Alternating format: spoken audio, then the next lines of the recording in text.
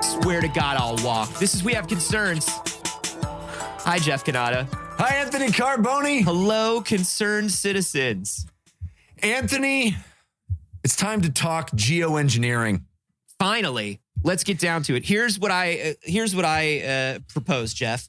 A giant drill. We go into the Earth's core with a large bomb, and we restart the Earth's core. Has it stopped? I mean, if it does, has it? Will it? Yeah, I mean, I feel like your plan is solid. It feels like a solution looking for a problem. Well, but I like it. No, listen, I just brought it up because it was a cool plan. But is the Earth core really stopped? I don't think it is. I think we got bigger Is it slowing problems. down? I don't think the core is the problem. It's all that external part that we're living on that's the bigger issue. Then here's what we do. moment. We take a drill. We take a drill. We go into the Earth's core. We live there because there aren't any problems. See, now you're thinking. I'm not saying the core is never going to be a problem. Yeah. Or it may even be a problem now, but there are bigger problems. In fact, we're turning to geoengineering now, ladies and gentlemen, because we've given up on all the other stuff. Hell yeah. We're just so bad at dealing with the problem. It's over, baby.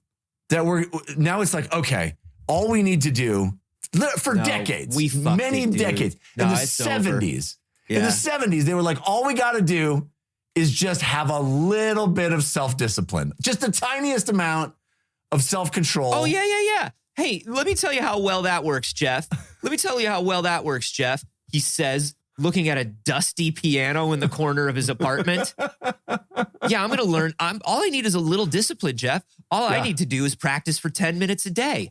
10 minutes a day. I'm going to learn an instrument. I'm going to learn a new language. 10 minutes a day. My apartment's going to be completely clean. 10 minutes a day. All we need is a little self-discipline, Jeff. That's all we need. Not our strong suit, humanity. That's all we need. You know? All we need. Hey, simply use just a tiny bit less hairspray. That's all we need.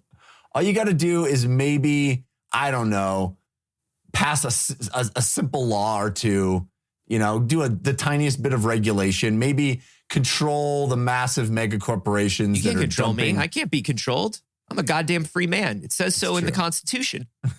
It does say you're a goddamn free man. The Constitution says we the people are goddamn free men. And if anybody tries to hold us down, we get to kick them in the face. That's the Constitution, baby. I refuse to have any self-discipline. I refuse to stop using Aquanet. Do you know how hard it is to get the old school Aquanet? They don't put the chlorofluorocarbons in it anymore, Jeff. If I want the good hairspray stuff, that vintage shit, I got a guy. I got an Aquanet guy. I got a CFC guy who gets me the good hairspray, gets me the good styrofoam, like the good styrofoam. Yeah. The shit that really, when you pull it apart, it really crinkles and creaks. That's the good shit. Anthony's got an asbestos guy. I got an asbestos guy. He'll spray it in the walls. You need an asbestos guy? Nothing insulates walls as well as asbestos. It's true. It's true. You put a little asbestos in the wall, patch that up with some lead paint, you're good to go. My God, I'm comfy and cozy. I'm comfy and cozy during all temperatures. You can't ask me to have any self-discipline, Jeffrey. Right. Well, good, because that's where we are at this point. So that brings us to geoengineering because we build a big drill. Yeah, we already done fucked it up. And so now it's time to see if we can fuck it up in ways that fix it. Yes. That's what geoengineering is. It's like we messed up the planet so hard, let's mess it up in ways that might fix it. Yeah, this is you broke something. You want to fix it before your parents get home. The more you glue it together, the weirder it looks. And you keep pulling it apart and trying to glue it back together in different ways. Yeah. You keep arranging it in different ways on the shelf, but the more you do it, the weirder and weirder it looks. Yeah. Yeah. This is, I broke a vase on mom and dad's shelf. So in order to fix it, I'll break all the other vases And now it'll just look like broken vase. And they won't know which one I broke originally because I broke all the vases now. You can't, listen, if I break all the vases, you'll be so shocked that you'll stare in astoundment and you won't be able to blame me or be mad at me. You'll simply be like, what happened to all these vases? Well, you won't even expect vases anymore because now it's just shards of vase. That's right. So what? This isn't a vase display. This is a shards display. That's right. You'll feel lucky to have the shards. That's right. So that's basically the plan for the planet. We call it geoengineering.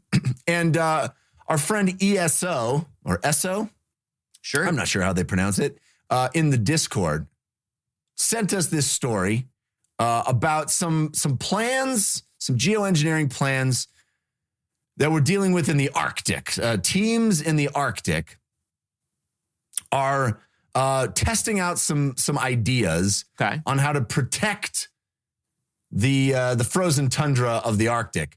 See, what happens is it's thawing out. Right. It's thawing. It's releasing bacteria that haven't been alive for 20 million years or something. It's a lot of bad stuff. It's a lot of bad stuff is happening over there. They say it is the equivalent of 1 trillion cars on the road. Yeah, there's carbon. Here's the thing that they don't tell you about the carbon is we're putting the carbon from all of our waste into the air, and then it melts that ice that looks so clean. That ice looks so clean in the Arctic, Jeff. But here's the thing: it's full of carbon. It's full of carbon that's been keeping the earth clean. And then it just releases carbon and bacteria that we haven't seen in millions of years. And then you've got the thing running around. You've got carbon in the air. Yeah. It's a lot. It's a lot. And then McCready starts using the flamethrower, and that's more carbon. That's right. So we've got these teams testing some plans as to how to keep the Arctic frozen. This is not long-term solution. This is a Band-Aid at best. Sure. This is, hey, how can we kick that can down the road a little bit by doing some stuff to keep the Arctic frozen a little longer? Sure. Instead of actually taking that 10 minutes a day to clean my apartment, if somebody's coming over, I simply shove everything in the closet. Exactly. This is the closet of global climate change. Love it. Love it. Love that that's where we are. I feel good. I feel healthy. I feel like the world is good and healthy. Tell me all about it. So this article focuses on a team that is there now in the Arctic, in the coldest inhabitable place on Earth, or inhabited place on Earth. People actually live on this tiny island in the Arctic. It's got a name that I'm not going to be able to pronounce. Do it. Svorvin, Flarvin. Oh yeah, I know this village. This is the village that's like always in darkness and stuff. It's the coldest place that people live on Earth. Yeah. And so these dudes and dudettes, this team of scientists are hanging out there, and they're testing out ways to try to stave off the thawing of these grand sheets of ice. And the way they're doing it, the inspiration that they've taken is from a group that I've never heard of. Maybe you have. You are a renowned figure skater. That's true. The Dutch Ice Masters. Oh, yeah. Sure. The Dutch Ice Masters. Yeah, the Dutch Ice Masters. Absolutely. The Dutch Ice Masters are a group of people. This is hundreds of years of knowledge that's passed down from generation to generation. In the Netherlands, ice skating is it's kind of a national pastime. Yeah. The children grow up ice skating. The Dutch love their frozen waters, their frozen lakes. They do a lot of ice skating. The official two sports of the Netherlands are ice skating and pancake making, and sometimes they'll do it at the same time. Yeah, it's like their biathlon. Yeah, exactly. It's instead of the skiing to the shooting, they do skating to pancake making. Yeah, it's a much more delightful. Honestly, the whimsy levels are off the charts. Yes. I swear to God. And then they put on the wooden shoes. It's a whole thing. When they do a flip, you're not really sure which event they're in yet. Dude, if you can do both at once, that's how you become a Dutch ice master. If you can flip a pancake at the same time you flip your body on an ice skate. Wow. Unbelievable. That's some Brian Boitano shit right there. Yeah. They make little pancakes. They call them puffertjes. You have to get a special pan for them. What about Abel Skeevers? Is that Dutch or is that Abel Skeevers is the CEO of IKEA. Oh, yeah. Bill Abel Skeevers. Yeah, that's right. Yeah. Anyway, the Dutch ice masters have been ensuring the safety of Dutch skaters for 100 years or more. And secretly, the Dutch streets. They go out at night, the Dutch ice masters as vigilantes. That's right. That's right. They'll skate right up to you. And if you try to do anything nefarious, they'll cut you. Any with that crime blade. that happens on a canal, on a pond. That's right. On a lake. Yeah, near some tulips. Yeah. But don't do any crimes near any sort of surface of water. They'll get you. No, they will. They'll get you. It's a real like. They have a very narrow purview, but they're very good at it. Listen, they're just as useful as an Aquaman. They're just they're just as useful as a. They're seasonal Aquaman. They're seasonal Aquaman. When the water is frozen and Aquaman can't come out. That's right. That's when the Dutch ice masters come out and fight crime. Listen, they're just as useful as a Baywatch. They're just as useful as a Knight Rider. Any Hasselhoff, really. Yeah. Anything where Hasselhoff fights a very specific crime, that's at least a Dutch ice master. They can do just as well. And also, he's huge there still. They love him over there. They love him over there. You can get, you know how you can get latte art? You can get a pancake art. Yeah, that's You ever see those YouTube channels? Your kids watch the YouTube channels where they do the pancake art?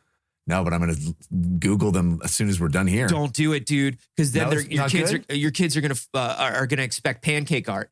It's not easy. I can do circles. Sure, you can do a Mickey Mouse.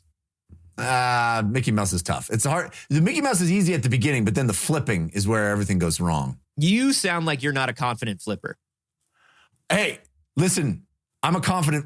How dare you impugn my flipping? See what I mean? See what I mean? You're a little too defensive. A jack, you know what I'm saying? You can't. You just said you can't. How dare you? You just said honestly, you can't. And I think it's a lack. I think it is a lack of confidence in flipping. That's what it always is. I bet if I were to watch you flip a pancake, you would think at the very last moment, I would see it on your face. I would see you thinking that it was going to go wrong when you flip that Mickey pancake, and that's what's going to get you. You can't practice the art of the dunk. You have never said anything that has infuriated me more than right now.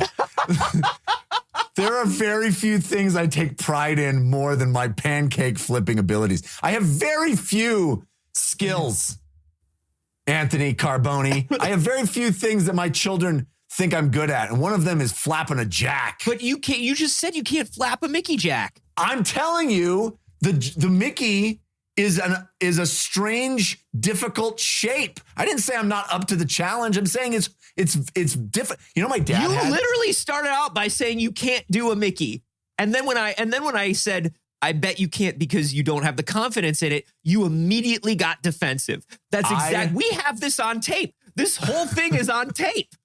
Listen to me very carefully.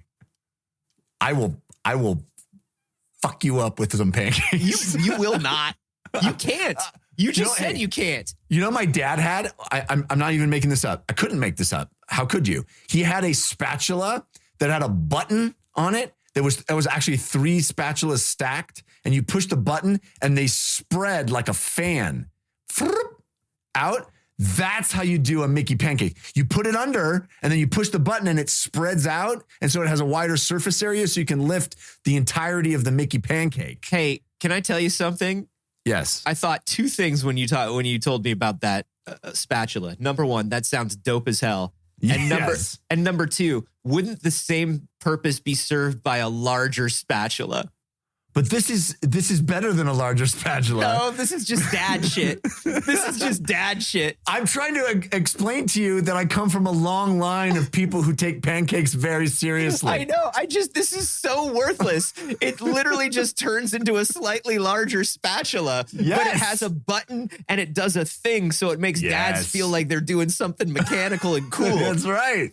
It's a gadget and a spatula. It sounds like what you really need is either to make a smaller Mickey or get a larger spatula. Perhaps. It sounds like the answer maybe isn't some transformable spatula, even though I don't even know if you can get those anymore. That was like an 80s thing. I don't even know if they sell those. That's like some shit. I feel like that's some Acme catalog shit. Yeah. That's really that can't image. Be real. Yeah, that can't Sharper be real. image. You will become the envy of all your friends if you've got the tri-spatula. That's like some shit that Doc Brown had in his house in the beginning of Back to the Future. That's some Billy Peltzer's dad in Gremlins or something. That's right. Yeah, the triple flipper. The triple flipper. I'm looking up expanding spatula right now. It has nothing to do with what we're talking about. We haven't even gotten to what we're talking about. Holy shit, expanding spatula still exists. How much does it cost? I'm guessing $19.99. Order three. I need three of them. That's the equivalent of 9 spatulas. That is the equivalent of 9 spatulas. Sometimes it's only 3 spatulas. It's sold out. It's sold out on Etsy. Of course it is. These things are in high demand. You know how many people want to flip a Mickey pancake but don't know how? Yeah, I think it was somebody selling a vintage one.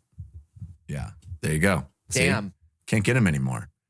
Anyway, the Dutch, they love pancakes, and they have for a century been ensuring the structural integrity of their ice skating ponds by placing a thin layer of recently frozen water on top of the frozen water. That's just ice. Yeah, it is. You're just saying ice. No, it is. And it doesn't, it's kind of counterintuitive in that the way you protect ice is with more ice. It's kind of like fighting fire with fire. So you have to put already frozen ice on top of ice. No, the opposite. You put new water on top of ice that freshly freezes on top of the ice. That's not counterintuitive. That's actually the most intuitive, because if we're saying that these ice caps are melting, yeah, simply replace them. Well, it's not that though. It's not replacing them. Simply put more buckets of water on top of the ice caps.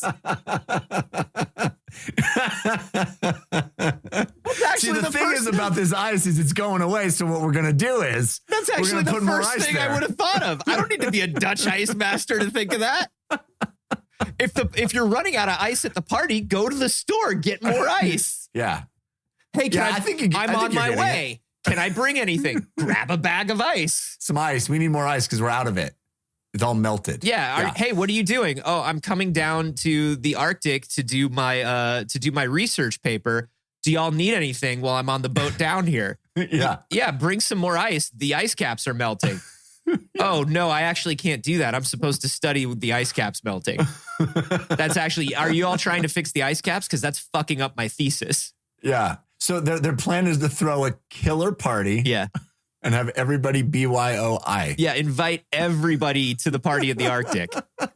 Now, listen, the carbon that we're going to use to get down there, all of us. Well, because nobody's going to carpool. It says on the invite, please carpool. Street parking is limited. Street parking in the Arctic is limited. You should carpool. And then you're getting ready and you're like, oh, shit, I should carpool, but I'm running a little late. Yeah, I didn't really coordinate anything with any of the other guys. I'll just take my own car down to the Arctic. And then the group text is like, guys, I don't know what they're talking about. There's tons of parking here, literally as far as the ice can see.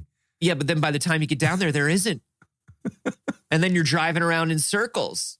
And that's just more carbon. That's not driving, though. That's mostly just spinning on the ice. So the Dutch ice master's idea to fix things is to put ice on ice. Yeah, ice on ice on ice. But what it is, it's not replacing the ice. It's literally just putting a thin protective layer of ice. It's like an ice Band-Aid, an ice. You're doing ice lamination. Sure. You're laminating the ice with ice. Well, it sounds like, honestly, it sounds like ice replacement, but we're not going far enough. If I could be real with you. This is a technology that the Dutch ice masters use not only for ice skating, but which is how it was pioneered, but they use it on their roads as well to keep the roads safe and sturdy. No, they do. No, that's actually Jeff. We were just, you just made a joke about this. You can't drive on the ice, Jeffrey. Well, if you drive on the ice, it will slide around and you'll die. That's the truth about it. Well, the Dutch figured it out, man. No, Jeffrey, they couldn't have figured that out. How do they drive on ice? Is this what the Dutch ice masters do? That's because so far you've told me about people who pour water onto ice, which dope. Great for them. That's amazing. And I don't begrudge anybody a union. I think everybody should be unionized. But to call themselves ice masters, I'm waiting for their abilities. And it sounds like their abilities is to drive cars on thin layers of ice. I don't know where you see the disconnect. That sounds pretty rad. No, it does sound rad. I'm just making sure this is what we're discussing. Well, this is the jumping off point. By the way, when I searched for Dutch ice masters to find out more about them, there's a bunch of really cool websites and resources that pop up, one of which is ice-world.com. Ice-world. International Ice World. Whoa. Yeah. Welcome to our world. Ice World is a worldwide leader in portable ice rinks. Oh, hell yeah. Oh. Pretty amazing. Hell yeah. It says, we come to you, 30 years of quality ice. Anyway, I'm not here to do an advertisement. I am. International Ice Holy World. shit. Look at that. They just set that up wherever you are? Yeah, it's pretty amazing. Big button here says interested in an ice rink, and you bet I am. These are Dutch ice masters, evidently. Wow. Okay, so here's what I'm going to assume, Jeff. Yeah. Here's what I'm going to assume. First of all, let's talk about how much this is going to cost. Like, no. Not for the Arctic, for me. I'm on iceworld.com. And just so you know, for an average sized event with all accessories and a duration of 3.5 weeks, you should consider a budget of 30,000 euro for the ice rink and accessories. That's a lot. That's a lot. But you can charge people to come to it. Well, that's what they say. They say this can be recouped through sponsorships, grants, and charging entrance fees, renting skates and skate helpers, catering, et cetera, et cetera. 30,000 euro to have your own ice rink for 3.5 weeks. I don't know why they went 3.5 weeks instead of like a month. That's a very weird thing. I think they wanted that 30,000 round number. Yeah. 2 more days is going to put you over the top. Can I tell you? So this is what I'm assuming. If I'm being serious now, if I'm leaning into what you're really saying, the Dutch ice masters, it sounds like the reason they are so sought after is by putting thin layer over thin layer over thin layer over time, they create perfectly smooth ice for the ice skating. Is that what I'm hearing?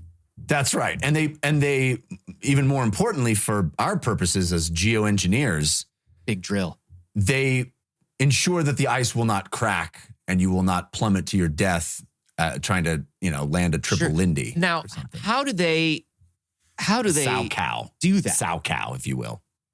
How do they do that? How do they make sure that the ice isn't going to crack? What makes uncrackable ice? Is that the secret of the ice masters? Well, that is the secret of the ice masters. You'd have to apprentice for decades under a true ice master. Can I tell you what I think it is? What? Little bits of glass. No, it's honestly, it's literally just a fusing of, it's just creating, basically laminating. It's laminating the ice. It's creating this unbroken top layer sheen to the thing. So anyway, the reason it doesn't crack is the little bits of glass, dude. Because otherwise, what's going to keep it from cracking? It's just ice. I think about, I'm thinking you about. think glass doesn't crack? it doesn't crack as easily as ice, Jeffrey. You put little bits of ice in it. Nobody will know. Calm down. Glass.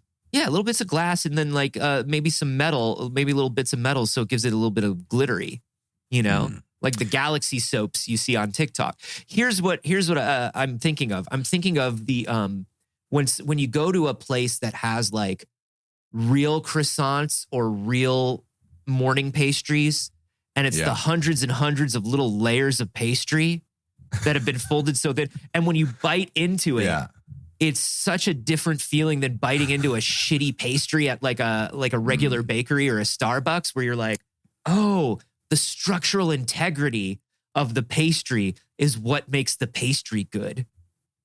And I'm thinking of these Dutch ice masters putting these little thin layers of water over and over time, building this perfect ice that doesn't crack. It's got the different structural integrity. I think that's kind of it. And then the glass really helps. The glass thing is a different plan. The glass they're also talking a geoengineering plan to put glass on the Arctic, little bits of glass, just to reflect the light back. Yeah. To make so it doesn't heat as fast. Right. A fuck you the sun is what we call that plan. That feels like a little more reckless plan of like, hey, what would be awful is all this ice to melt. Sure. What can go wrong if we just spew shards of glass over? They said the same thing at the university, Jeff. They all laughed at me. Yeah. But I'll be the one who laughs, Jeff. Okay. On your 30,000 euro ice rink, just cackling. Well, yeah, exactly. when I glass the Arctic and I fix everything. All right. So here's what they're testing in this article is, like the ice masters, we're going to pump fresh water. We're going to drill through the ice down to where the water is not yet frozen. We're going to pull that water from underneath the sheet of ice to the top of the sheet of ice, layering that sheet of ice with a new fresh layer of water that will then freeze like the Dutch ice masters would. Now, here's the problem. So they've been testing this on football fields sized sheets of ice, right? My gut tells me there are so many issues with this, but go on. Your gut is absolutely right. Firstly, the scalability problem is huge, right? Because even football field sizes is a drop in the bucket. What we're talking about is we need, this massive, massive Arctic shelf needs to be protected, right? So you'd have to scale it. We're talking about something like 10,000 square miles or something like that. It's very large. Very large. Currently, the funniest part of this, and by funny I mean just shake your head sad.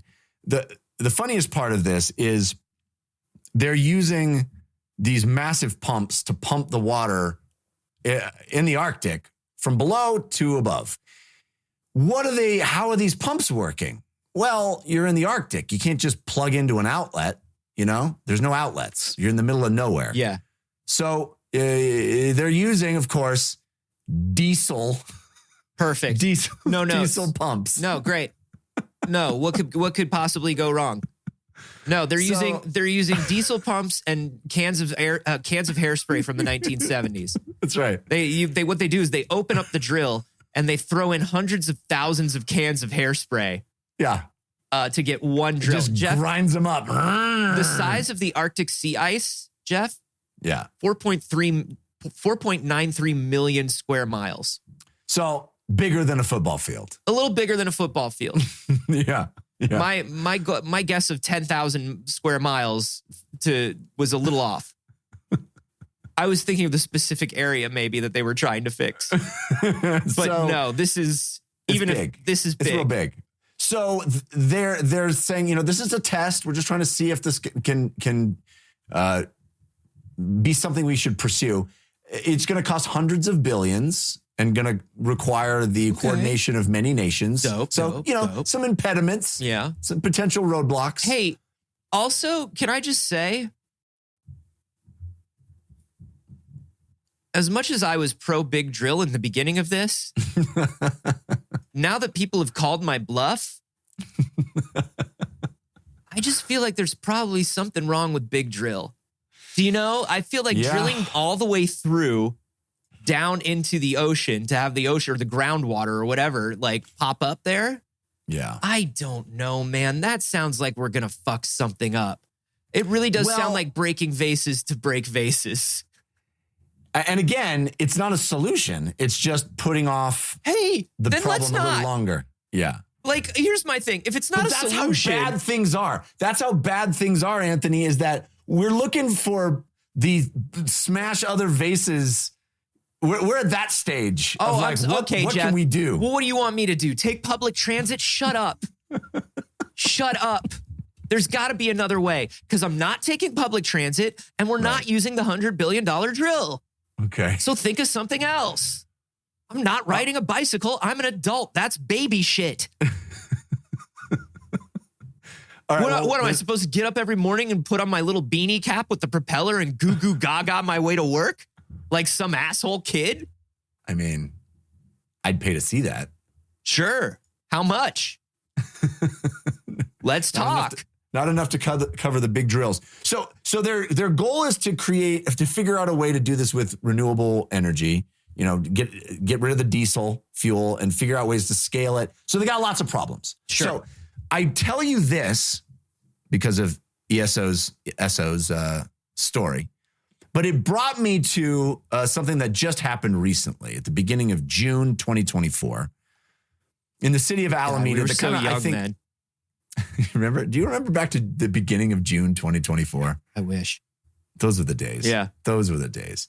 Anyway, this is, I think, a prompt to what I'm hoping is that it has challenged me to think about geoengineering and where I stand on it. And I'm very curious what you think. Because in Alameda, California. Been there. Lovely place. At the beginning of June, the city council for Alameda, in the wee hours of the morning, voted unanimously to shut down a geoengineering experiment that was happening offshore in their county. Okay. There was a decommissioned aircraft carrier. Hell yeah. Throw a party. That has been turned into a mobile science experimentation lab. It's called the USS Hornet Sea. Hell yeah. Sea, Air, and Space Museum in Alameda. So a bunch of scientists got on the back of this decommissioned aircraft carrier. Mm-hmm. And they started this experiment where they were shooting off sea salt into the air. Very granular, very mists of sea salt. So it was very fine particles that they were spewing off into the air. The goal of this, and I love this. This sounds like a freaking James Bond villain. The goal of this is to create shinier clouds, Anthony. Yeah, I was going to say, is this cloud seeding? Cloud seeding. Is this shinier, cloud seeding? More reflective clouds. That's right. The more the clouds reflect the air, the less the reflect the light, the less the heat comes down. Yeah. And it slows the heating of the earth. I think very interesting idea that maybe we should be looking into. The city council of Alameda is basically that dude from Ghostbusters who's like, shut this down, shut these all down, shut this all down. Yeah. And somebody needs to tell them about the Twinkie. Sure.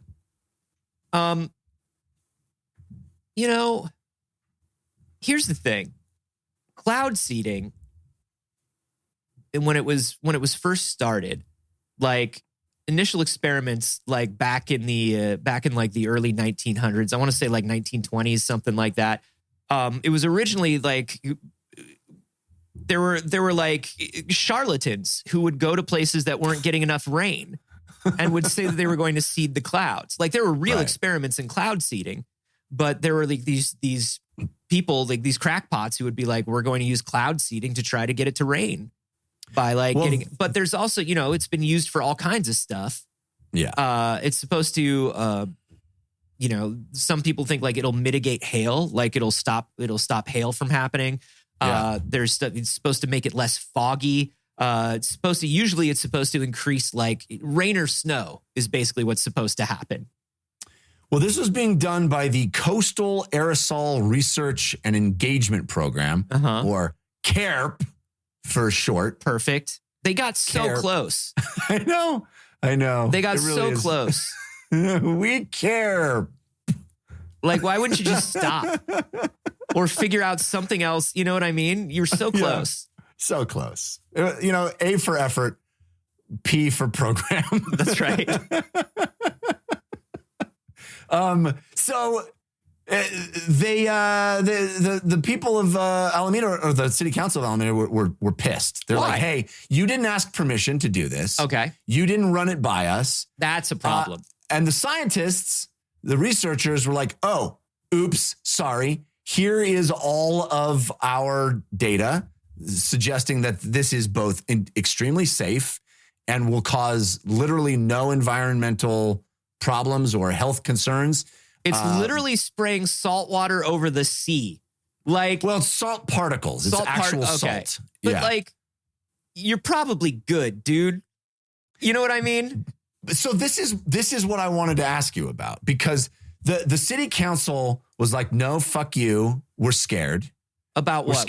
What were their fears? We're scared of the scary science. They were basically saying, we've had a lot of, this is a quote from Mayor Ezzy Ashcroft. Mm-hmm.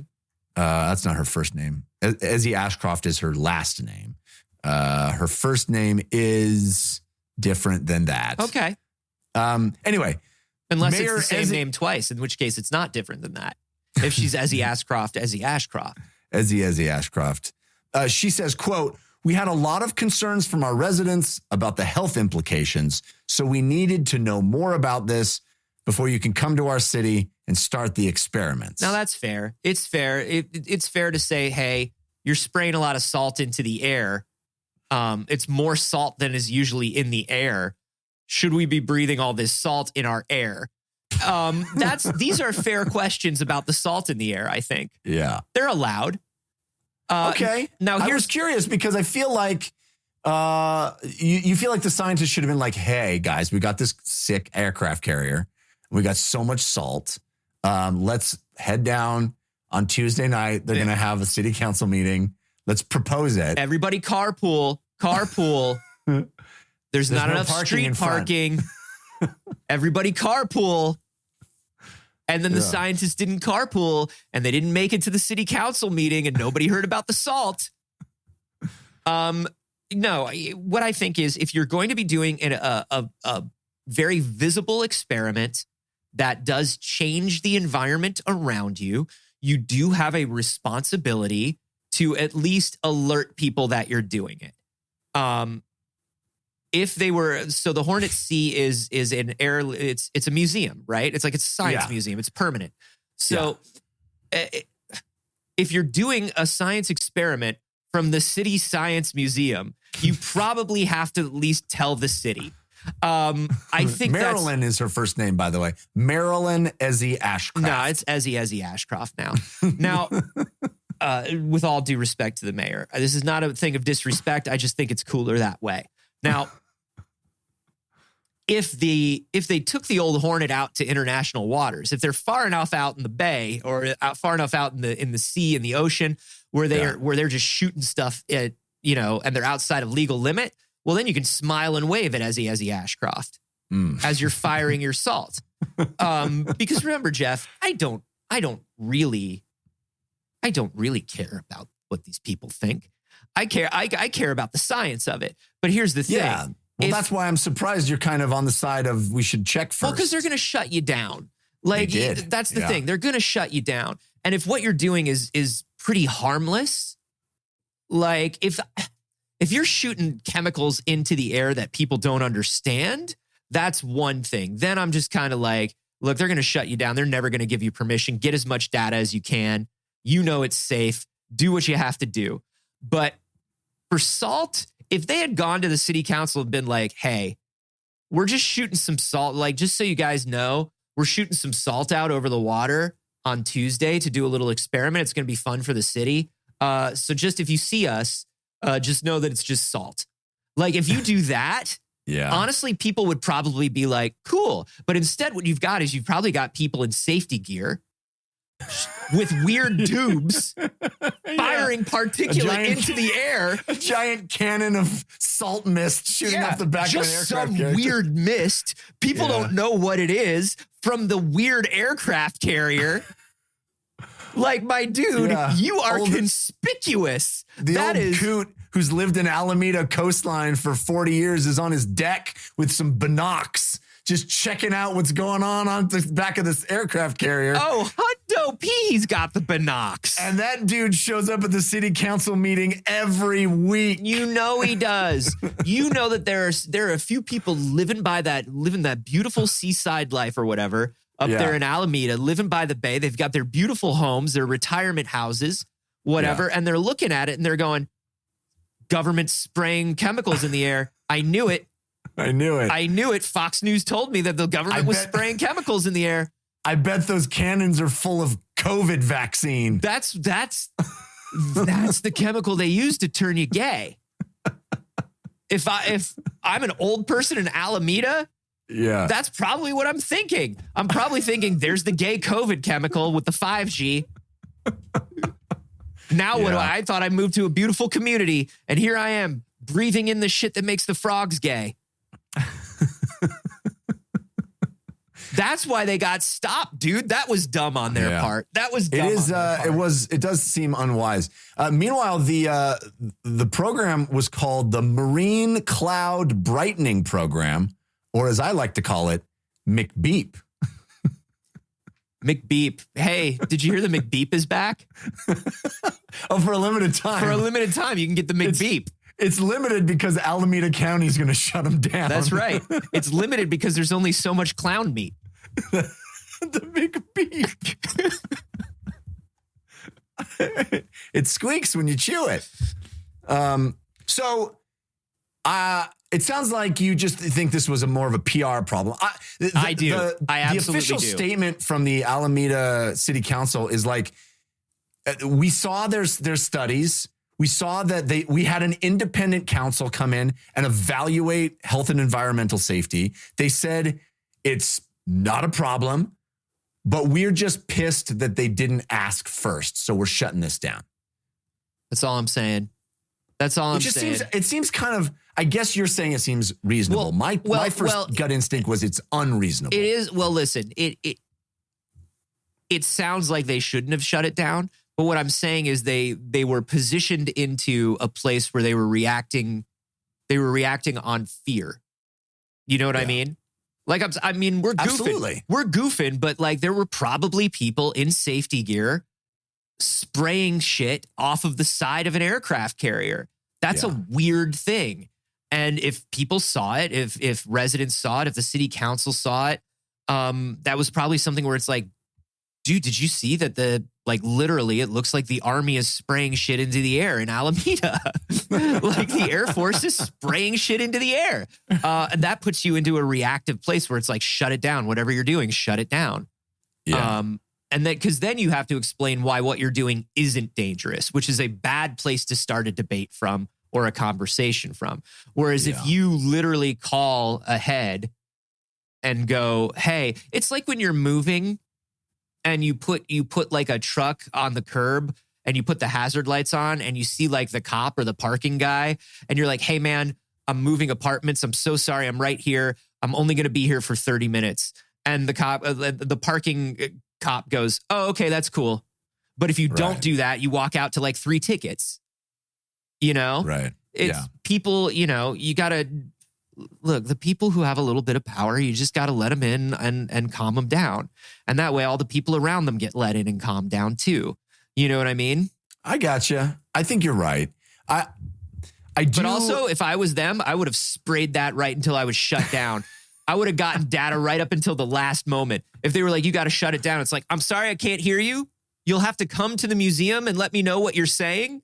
I'm sorry, my phone is dead and I can't answer. I'm sorry. This is really loud. This giant salt cannon. I'm sorry. Very loud. I'm spraying things into the air. I can't hear you. I'm spraying things into the air you breathe. You'll have to come closer.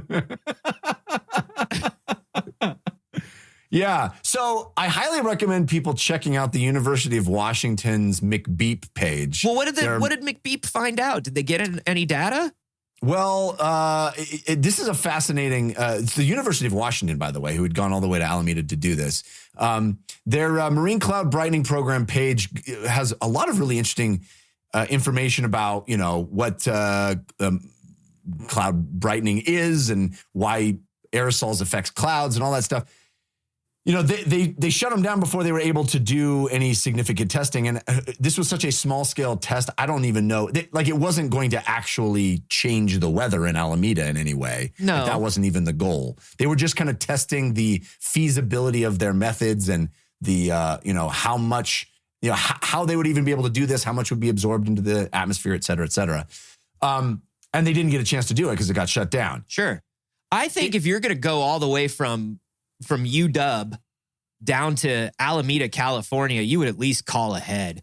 Yeah, that's true. You know what I mean? Send an email. That seems like a big undertaking to not check. Or maybe they thought because they had the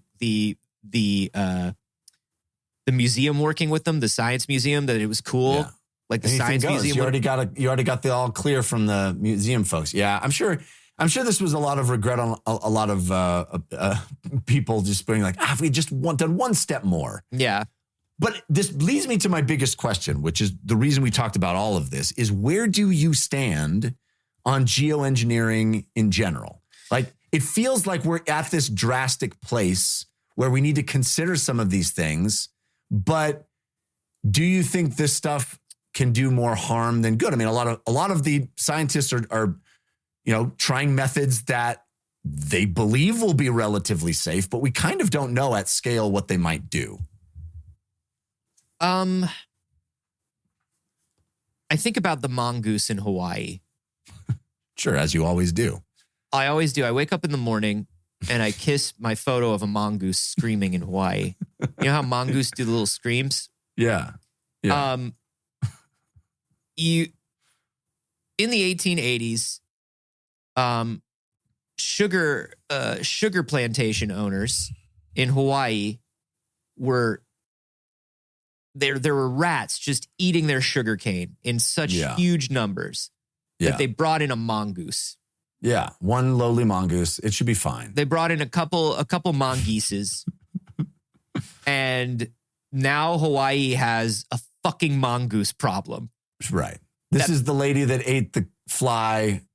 Then she ate the cat to get the fly and ate the dog to get the cat. This is the lady. Yeah, this is what I'm thinking. I'm just thinking about things that we've done where we introduce things into the environment as human beings. Now the mongoose is a different story. The mongoose is literally like, look, it was the 1880s. Number one, a lot of people were still operating on the idea that God just created as many animals as we needed in perfect balance, and that balance was never going to be destroyed. Yeah, right? Like back then, 90% of all science was mongoose based. Yeah, it was like literally, well, did you try a mongoose? That's right. You go to the doctor, and the doctor would prescribe you 3 mongoose. Yeah, and like you would bring your grandparents to the doctor in the 1880s, and they'd be like, I don't know. When I was a kid, we used leeches. It's like, no, that's ridiculous. Leeches? Come on, that's stupid. You got to put a mongoose on it. That's right. I'm so sorry, doctor. I try to let her know that we're living in a time, in a scientific age now. We don't do weird shit like that anymore. That's right. We're not going to waste our time with crackpot theories. We're all mongoose now. Yeah, it's mongoose all the way down. But I do think about things like that where, we bring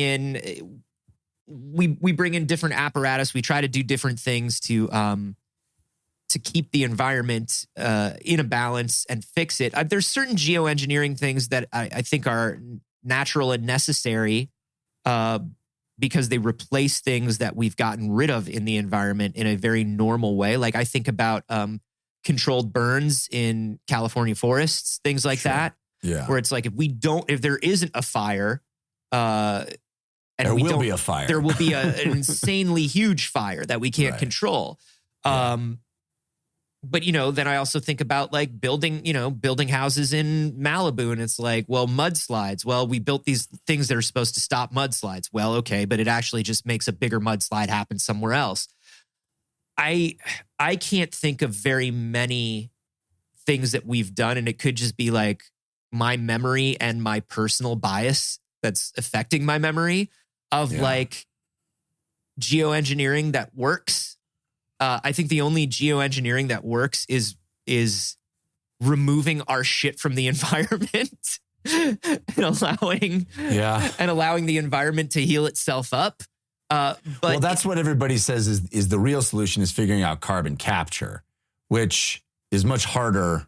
And we've done a number of stories, I think, over the years about different plans to carbon capture and different, experiments in trying to everything from concrete that absorbs more carbon to simpler things like green roofs. I think there are less geoengineering things and more civil engineering things that we can do that are simple, that most cities and states simply don't want to do. Right? Yeah. You look at how long it took for the government to subsidize putting solar panels on houses. Well, but this is why I brought up the Alameda County thing, because I think that is, while not exactly the same case, you make great points about like they have a reasonable expectation of notice. Yeah. But I do think it is part and parcel with just people's knee jerk, or at least people in government and sort of the average citizen knee jerk, like, I don't want the scientists doing it near my town. Yeah. It's like, well, we got to do it somewhere and we got to try some stuff. Yeah. I think what happens is in a lot of, at least in local government, this stuff gets tied to the idea of unnecessary spending, right? So like what'll come up is it'll be like, oh, we want to repave this area or we want to rebuild this parking garage. And somebody says, hey, if we're going to build this parking garage, we should build this parking garage with these materials that, absorb more carbon or are more environmentally friendly. Or, hey, can we consider adding like a green wall to the side of this? And somebody on the other side goes, oh, this fluffy, unnecessary hippie spending, right? This idea of like, no, government spending should be just the necessities. It should be stark and brutalist. And it's like, sure, you say that when it benefits you politically, right? Because there is no government spending that's inexpensive and easy and, simple and Occam's razor and just like, we're just going to build what we need in the exact way we need it.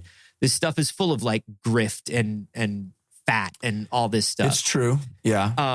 And if we're going to do it, it would be cool to start doing these things more correctly. The fact that like, I remember when electric vehicles in California started getting like cool parking spots. Right. And people were like, what the fuck? They get special parking spots? And it's like, yeah, dude, you kind of want an electric vehicle now. Right. Right. At first you're mad because you're like, why do these people, there were so many people that were mad. They were like, why do these people get special treatment? It's like, hey, the next time you buy a car, you could buy a car and you'll get a tax break on it. And then you get special treatment. Yeah. These are the things that we need to do to sort of like push this stuff forward. And a lot of states and a lot of cities just don't want to do it. It feels unnecessary. Well, and I think that it is economic and those pressures are real, as you rightly point out. But I also think there is sort of this, I don't understand it and I don't want to understand it. Yes. I just don't want them to do it. You know? I think there's I'm just scared of it. I'm scared of my lack of understanding. Yeah. I think particularly when people are doing studies like this, but also here's what I'm going to say. Without more study, without more information, you're not going to get cities and states that say, yeah, let's use marine cloud brightening. Right. You know what I mean? Like there's like, I looked at, we just brought up the University of Washington's page. And what I'm going to say is like, it looks like they're still in the research gathering phase. Yes. Well, that's what this was. It was research gathering. But if you're in the research gathering phase, that's what I'm saying. You can't just walk in and go like, oh, we're just doing some marine cloud brightening. Motherfucker, nobody knows what you're talking about. And you're spraying shit into the air. Yeah. Like you can't just do that until it's proven, right? And you might say that this is a chicken and egg thing, but what I'm going to say is, buddy, you could have just let the city know. Who knows what they would have done? Or you could have gone to a city, like if Alameda had said no, you ask cities down along the coastline until one of them says yes. Well, that's what they're doing now. They said they're reaching out to other areas now. Novel. What a novel idea. Yeah, well, it's nice to go to the place that already has the aircraft carrier set up. Sure. You know what I mean? It's super. Hey, you've already got a pool. What if I just show up in your fucking backyard and go swimming, my dude? Yeah, I mean, it's not the perfect analogy. It's a perfect analogy. Not uninvited. They just didn't ask like all the neighbors to swim in my pool. I said you could swim in my pool, but then they made noise and the neighbors were like, why are those people swimming in the pool? So if we're going to use the perfect analogy, then I showed up at the public pool. Yeah. I showed up at the public pool and with a fog machine. And I was like, I'm having a party at the public pool. Oh shit, did you see Anthony's fog pool party? It's going to be off the hook. I'm just shooting fog all over the public pool. Nobody can see anything. The lifeguards are like, where is anybody swimming? A drowning child's like, barely. It's like a Stephen King short story. It's like that new James Wan movie. I don't know. Did you see that James Wan's making a movie about a haunted pool? No, but it sounds like he should come to your party. It's the most James Wan movie I've ever seen. The haunted pool. The pool is haunted, Jeff. If only there was some way we could avoid the haunted pool. Well, I guess we can't. I know. We have to go swimming. As a dad, you pay a lot to heat the pool. That's right. Yeah, and once you pay the money to heat the pool, you're getting in the pool that day. What, are we going to not use it? There may be demons in there. I don't care. We're using it. Pool. You wanted a pool party. Yeah. I didn't buy this fog machine for nothing. Yeah, no, I think, you have to, I think it's not just, oh no, science. I think that people that do understand a lot about science and about history now have a healthy amount of skepticism about any geoengineering as well, right? Because we've tried a lot of stuff in the past, and it's like, oopsie. Like, it's like, oh, we'll just put a bunch of nitrates in the soil so we grow more crops. Yeah. Uh-oh, what, nitrates is bad for soil over time? Oh shit. Yeah. Hey, is everybody getting bit by these mosquitoes that's making them sick? I've just invented this stuff called DEET. Yeah. It's going to be good for us and babies. It is true. I mean, we just talked about a few weeks ago, we talked about that dude who was like the inventor of death. We just kept inventing new ways. Yeah. And it's hard to keep that in mind when you go, oh, we're in a very enlightened age where information is shared among all researchers and we're doing the things that are, best practices. But every age probably felt that to a certain extent. They always felt like, oh, hey, well, the merchant of death guy really has my best intentions at heart. Dude, look, he drank his own garbage. Yeah, listen, this is why I'm always quoting, like, there's that Socrates quote, like, truly we live in a wondrous age. Yeah. Right? Like, I say it all the time because everybody thinks so. Right. Listen, whenever you're alive, you are alive at the most recent point in history. That's true. That's true. You know what I mean? You're at the end of the timeline. We've figured out everything we could possibly have figured out up to this point. Yeah, exactly. Buddy, we're doing it. We figured out more than anybody else in literal history. That's right. So we know more than all the people who've come before us. Yeah. So it's like, of course we think we're doing the best. And so of course we think that we're going, our decisions will truly be more responsible. But I do think that at least now there's a lot more thinking about responsibility and environmental responsibility. So when people are like, hey, you can't just spray salt into the air and make the clouds brighter and be like, that's cool, we did it, we fixed it. you are going to have to do these studies, and you're going to have to explain why you have to do these studies and why these studies are a good idea. And not just to like the reactionary city council members, but to everybody. Yeah. Even the scientific community now is like, hey man, don't. Like, what are you just going to throw shit into the soil? Don't, because it's going to make the soil better? We've heard it before, my guy. Yeah. That's all. I will say, Anthony. Yeah. I would love some bright ass clouds. Yo. You know? Like you just walk out of your front door and the clouds are fucking bright as shit. Dude, those Ghibli clouds with those Dutch pancakes. Ooh, doggies. That's a morning. That's a beautiful morning, dude. That's those shiny ass clouds and some puffertjes. Oh, God damn. That's a morning worthy of a Dutch master. That's what it is. Hey, thank you so much to ESO or ASO or whatever the name of the mayor was. Marilyn, Ezzy. Thank you so much for sending in that story on the Discord. If you want access to the Discord, it's where our community hangs out, talks about stuff, suggests stories, just does a bunch of cool hanging out. You can find out how to do so if you head to patreon.com/wehaveconcerns. It's a secret. You can find it only there. Patreon.com/wehaveconcerns. There's other secrets too. If you want to support the show and make sure we continue, you can get cool bonuses, including extra audio, extra video, cool Q&As you get access to. Fun stuff. Check it out. Patreon.com/wehaveconcerns. It's where we keep the secret of turning ice into water. It's the reverse Dutch master.